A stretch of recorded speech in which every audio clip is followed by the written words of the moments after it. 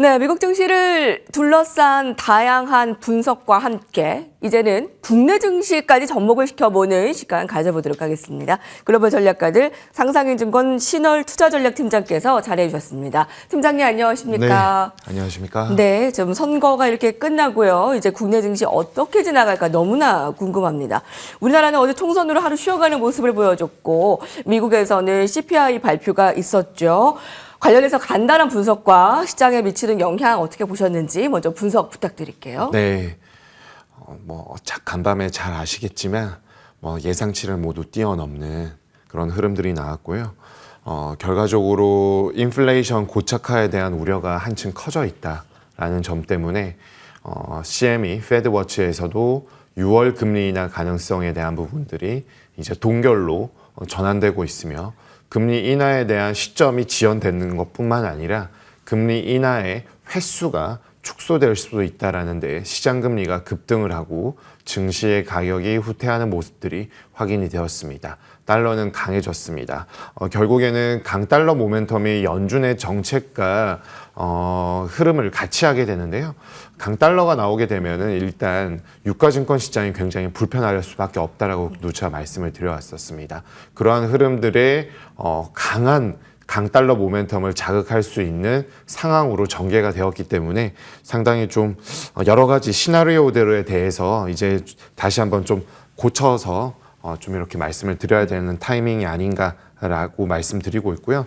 특히나 연준에서 잘 보고 있는 근원 물가 중에서 이제 근원 코어 CPI에 대한 부분들 전년 동월 대비 3.8%의 상승률로 예상치에 크게 다른 부분은 없었습니다만은 0.4% MOM 기준으로 전월 대비 0.4% 늘어나면서 이러한 흐름들이 계속해서 물가 상승 인플레이션에 대한 부분들이 좀 더 장기화될 수 있다라는데 지금 여러 가지 악재들의 그런 시초처럼 작용하는 그런 상황이 아닌가라고 판단을 하고 있습니다. 특히나 에너지 가격 그리고 주거비 이러한 부분들이 그 큰 역할을 하고 있었는데요. 유가가 지금 80달러 후반까지 올라온 상황에 있고 그 이전부터 생산자 물가의 상승세가 조금씩 나오고 있었는데 그동안의 시장에서 이를 연준의 금리 인하라는 호재에 조금 경시했던 측면들이 있는 것으로 보여집니다. 즉 선행지표인 생산자 물가가 올라오면서 소비자 물가가 후행적으로 따라온 것들이 확인이 되고 있고요. 여기에 이제 소비자 물가의 예상치가 올라간 상황에서 이를 하회하지 않고 이에 준하는 수준으로 더 올라감에 따라서 상당히 좀 어려움이 가중되는 그런 양상들로 전개가 되고 있다라고 말씀드리겠습니다. 네. 이번에 소비자 물가 CPI 물가 지표를 보면서 인플레 여전히 너무 뜨겁다. 근데 이게 뜨거운 것이 좀 장기화되는 것 아니냐라는 우려감. 인플레이션 고착화를 말씀해 주셨는데 이게 일시적이냐 추세냐라는 점에서는 아직 페드 안에서도 좀 이견이 엇갈리는 것 같은데 어떻게 보세요, 팀장님께서는요? 네, 의사록이 공개가 되었죠. 점도표에서는 여전히 그 의사록이라는 건 지난 회의에서의 대화록과 같은 것들이기 때문에 점도표에서의 연준 금년 금리 인하 횟수는 3회로 유지가 되어 있는 상황에 있습니다. 그렇지만 시장은 지표를 보고 있고요. 왜냐하면은 파월 연준 의장이 데이터 디펜던트, 지표 의존적으로 금리에 대한 판단을 이제 하겠다라고 했기 때문에 지표가 이렇게 나온다라면은 당연히 연준의 입장에서 시장이 생각하는 우호적인 자산시장의 우호적인 멘트와 정책의 스탠스를 가져가는 그런 경로를 기대하기가 어려워질 수밖에 없다라고 볼 수가 있겠습니다. 특히나 어제 나온 점도표에서는 연준 위원들은 최근 지표가 물가에 대한 확신을 주기에는 좀 부족하다라는 입장을 계속 견지했고요. 그리고 에너지 가격 상승에 대한 여러 가지 것들을 언급을 하면서 인플레이션이 올라갈 가능성에 대해서 얘기를 했었는데 이러한 부분들이 어제 소비자 물가에도 여실히 나왔고요.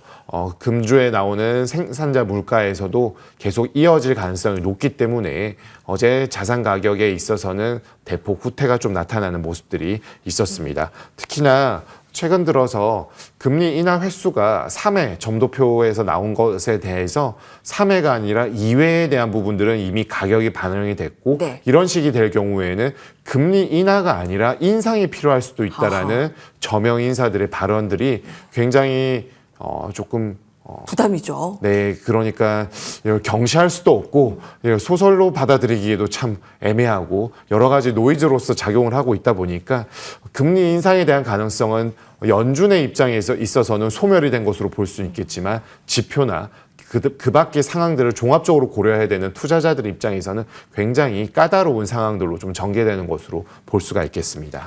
이런 그 지표들로 확인을 했을 때 이제 앞으로 당분간 뭐 저명 인사들의 우호적인 멘트를 기대하기는 어렵다라는 면에서 봤을 때도 시장에는 좀 당분간 좀 부담이 되겠네요. 네, 예. 그렇습니다. 뭐 JP 모건 다이먼 회장이 그런 얘기를 주로 하고 있고요. 골드만삭스 같은 경우는 어제 CPI 발표가 되고 나서 기존의 금년 인하 횟수에 대한 부분을 3회에서 2회로 축소를 하는 리포트를 발간을 했습니다. 기존 뷰에 대한 수정이 바로 나왔다라는 것이죠. 그런데 이제 이렇게 될 경우에는 지금 투자자들 입장에서는 상당히 좀 고민스러울 수밖에 없는 게 연준의 점도표와 주요 경제 지표 전망치는 매 분기 마지막 회의인 3, 6, 9, 12월에 나오게 되는데요. 지금 그 다음 회의는 6월이 아니라 5월입니다. 5월까지는 연준의 점도표가 수정이 될 가능성이 현실적으로 없다라는 것이죠.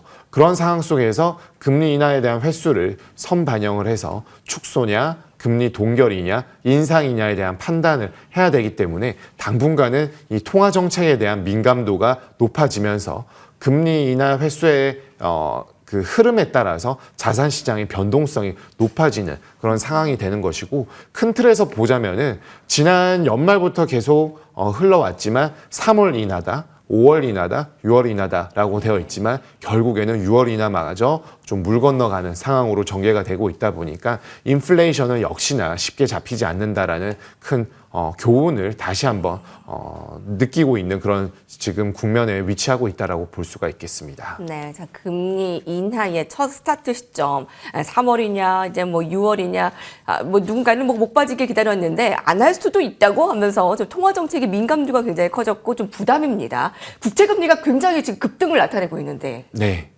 어제 미국채 기준으로 약 20bp, 0.2%포인트씩 네. 올랐습니다.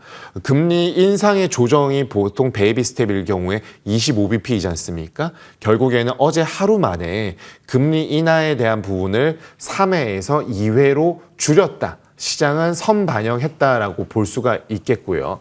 미국채 2년물 금리가 4.9% 레벨까지 올라갔고 10년물은 4.5 레벨까지 지금 올라가 있는 상황을 목도하고 있습니다. 특히나 통화 정책에 민감한 미국채 2년물 금리가 4.9까지 갔다라는 것은 현재 기준금리인 5.25에서 5.5%의 평균인 5.37% 대비 40bp, 0.4% 정도밖에 낮지 않은 것이기 때문에 금리 인하의 횟수를 2회가 아니라 약 1.5회 정도로 지금 판단하는 것으로 볼 수가 있겠고요. 그 말인즉슨 이제 금리 인하의 시점은 9월과 12월 정도로 보고 있고 만약에 어떤 인플레이션의 지표가 더 좋지 않게 나온다라면은 금리 인하의 시점이 9월보다 더 뒤로 딜레이 될 수 있다라는 네. 데까지 지금 시장의 상황들은 좀 전개가 되고 있다라고 볼 수가 있겠습니다. 네. 여러분 일단 CPI 발표 나온 이후에 오늘 국내 증시 전반적으로는 부담이 될 테고요. 총선 결과에 따라서도 여러분 오늘 1,400만 개미 투자자들의 운명도 궁금합니다. 또 금투세나 밸류업 운명에 관심이 고조되고 있는 오늘입니다. 자, 실제로 우리나라는 2000년 들어 진행된 6번의 총선에서 코스피가 한 달 평균 마이너스를 기록한 경우가 많습니다. 어떻게 좀 전망을 하세요? 네, 뭐 정치와 금융시장의 그런 불가분의 관계는 있지만 뚜렷한 상관관계는 없습니다만은 일반적으로 보았을 때에는 뭐 총선이라는 이벤트를 지나고 났을 때 투자자들이 그렇게 환호할 만한 소식이나 정책들이 나오지 않는다라는데 조금 더 방점이 찍힌다고 볼 수가 있겠고요. 최근 직전의 선거에서는 상승을 했었습니다. 그렇지만 그 당시에는 코로나 팬데믹의 정점에 있었다라는 것이기 때문에 좀 지금과 같은 사례에 좀 접하기는 좀 어려운 그런 예시가 되겠고요. 비교적 좀 그동안 2000년대 이후에 볼 수 있는 16대, 17대, 19대, 20대 총선 이후에는 약 7%대 하락을 기록했기 때문에 전반적으로 금리에 대한 이슈와 총선에 대한 불확실성이 해소가 되었지만 총선에서 개미 투자자들이 좀 환호할 수 있었던 금투세 폐지나 밸류업 프로그램의 추가적인 정책의 가시화 등에 대한 부분들이 어제 여소야대가 다시 한번 확대되는 모습을 나타낸 총선 결과를 고려한다라면은 정책의 동력을 끌어내기에도 여당과 정부 입장에서는 부담스러울 수 있겠고요. 금투세에 대한 부분들은 폐지보다는 네. 야당의 입장이 반영이 될 수 있기 때문에 정책발 호재에 대한 기대감 또한 굉장히 위축될 수밖에 없다라고 볼 수가 있겠습니다. 즉 전반적으로 이 정치와 정책에 의해서 상승의 모멘텀을 자극할 수 있는 재료들은 다소 부족한 것이 아닌가라고 생각이 되는 상황이 있습니다. 네. 22대 선거가 마무리됐습니다. 자, 이제 결과가 계속 나오고 있는데요. 아마 정책에 대한 기대감이 조금 빠지면서 현실적으로 오늘 주가가 좀 부담이 될 것 같습니다. CPI 결과에 이어서 총선 결과까지 여소야대로 금투세 폐지도 좀 사그라들었습니다. 그 기대감. 밸류 프로그램 쪽의 그런 기대감은 이제 총선 이후에 어떻게 될까요? 아무래도 밸류 프로그램은 그동안에 좀 호평을 받았었던 측면들이 있기 때문에 드라이브를 걸 수는 있겠습니다만은 정치적 이벤트에 대해서 이렇게 코멘트를 한다는 게 사실 예측이 좀 어려운 측면들이 분명히 있지 않습니까? 동력에 있어서 확보를 한다라는 것은 여대 야소로 진행이 된다라면은 조금 더 일맥상통할 수 있겠지만 여소야대 속에서 기업 밸류 프로그램이 과연 선제적으로 어떤 추가적인 정책의 가시화가 되고 미비했던 점들이 나타날 수 있을까에 대한 시점을 생각해 본다라면은 조금 아리송한 측면들이 분명히 내재하고 있습니다. 그러한 측면에서 시장은 계속 밸류 프로그램에 대한 기대감을 가지고 있겠지만 이러한 흐름들을 지지해 줄 수 있는 어떤 뉴스에 대한 부분은 조금 어렵겠고요. 그동안에 그 말인즉슨 저PBR 고 ROE 종목에 대해서 소팅이 들어가고 주가가 올라갔던 측면들에 대한 부분들이 변동성이 커질 수 있다. 이와는 총선의 결과는 상관없이 밸류 프로그램이 쭉 꾸준히 진행이 된다. 일본의 사례와 벤치마크가 되어서 진행이 된다라면 우호적인 흐름이 나타날 수 있겠지만 좀 전에 말씀드린 것처럼 정책을 펼치기에 상당히 좀 부담스러운 정부 여당의 스탠스를 고려한다라면 변동성이 커질 수 있다라는 측면에 조금 착안을 하고 좀 대응이 필요하지 않을까라고 생각하고 있습니다. 내일은 한국은행 금통이 예정되어 있습니다. 마지막으로 전략 한마디 드릴게요, 팀장님. 네, 금통위에 있어서도 연준의 스탠스를 무시할 수가 없습니다. 연준의 스탠스가 지연이 된다라면은 금리나 소수 의견의 등장 가능성은 상당히 위축될 수밖에 없다라고 판단이 되고 있고요.